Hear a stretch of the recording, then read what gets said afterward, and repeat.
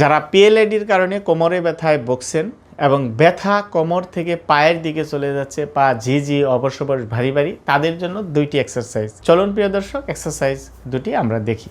প্রথম এক্সারসাইজটি হচ্ছে এভাবে শুয়ে পড়বেন। শুয়ে আমাদের এই যেরকম হাঁটু ভাঁজ করে যে পায়ে ঝিঝি অবশ্য ব্যথা, সেই পায়ে এইভাবে ধরবেন।